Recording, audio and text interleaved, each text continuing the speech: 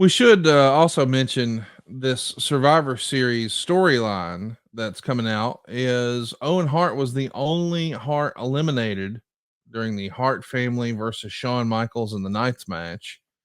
And of course, this is the story of Bret and Owen being the brothers who are trying to make it work. And I know that Bruce has told us before that Vince took issue with this and said, brothers don't fight. And of course, Bruce, who grew up with a bunch of brothers, knew that was not true. There's been a lot of talk about Bruce and Jerry Jarrett being the two guys who were sort of pushing for this. What do you think of the Bret and Owen storyline, and who do you remember being the main driver behind the scenes for that? If Bret Hart was for it, then I'm for it. Yes. If Bret and Owen together collectively endorsed the creative, then I'm perfectly fine with it, because that's who you got to make happy. This is the first time I'm hearing of now Bruce was involved in a lot of creative for years. I wasn't aware that Jeff Jarrett was involved at all. No, Jerry Jarrett. Or Jerry Jarrett. Sorry. Yeah. I wasn't involved in any Jarrett news, but I can see that being the case. You know, it's an old school deal, and I don't want to say it's not. It sounds crazy maybe, but it's kind of like a Southern thing. Brothers fought in the South all the time. Yeah, they did. And back in the day, some fought for the Confederacy and some fought for the Union Army. It's just crazy. So it was more of a accepted, I think, in the South because people could relate to it to some degree. But I had no issue with it. As long as the two talents at that level were endorsing it, I was good to go.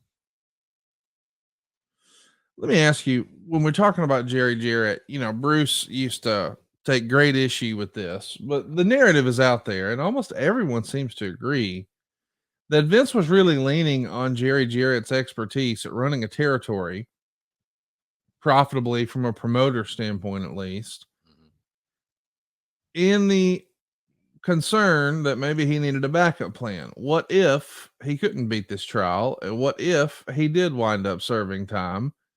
What would happen to the WWF if he was behind bars? And I guess it started out as a Sunday phone call routine between Vince calling Jerry at his home in Hendersonville. And then eventually Jerry started to work with the company, and he was actually staying in Vince's house.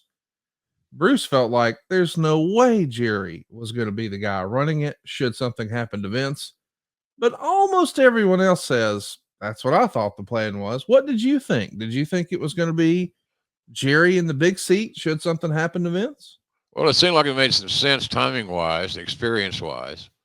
I never thought it would happen. I think Vince confided in many of us during this indictment period.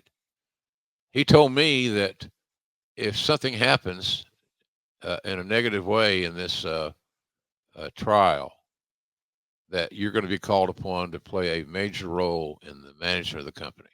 Right.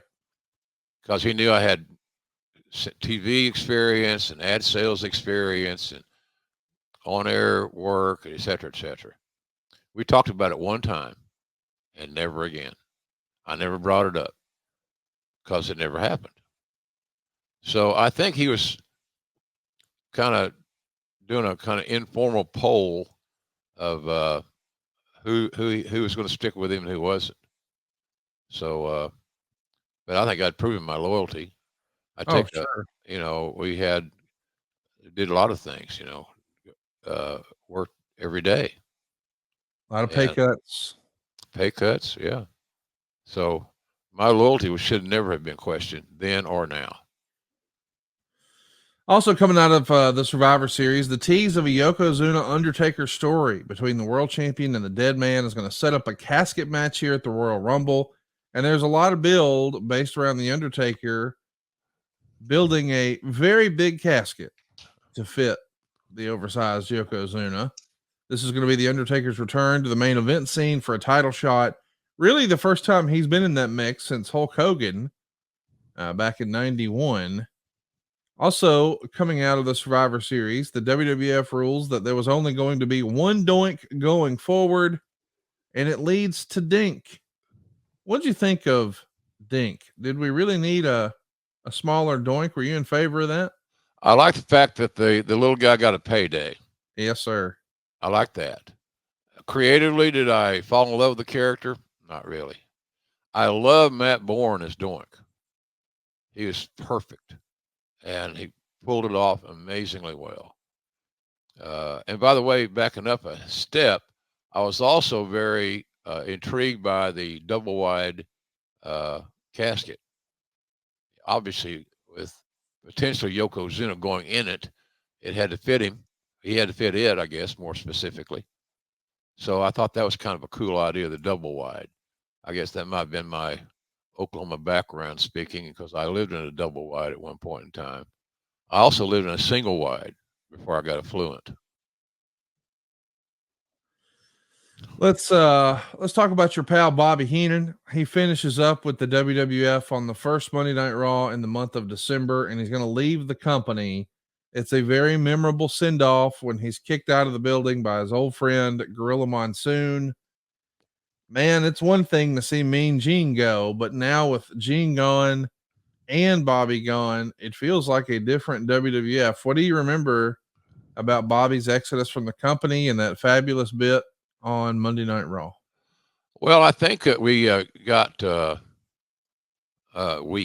company got Mean Gene more money and Bobby more money. Now that's this as the story goes. You should talk to Eric about that sometime.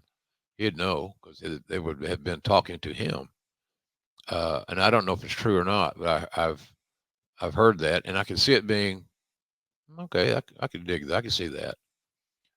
It was, look, when you lose, arguably one of the top 3 or 4 or 5 talkers in the history of pro wrestling, and that covers a lot of ground for a long time. You never have that conversation without mentioning Bobby Heenan.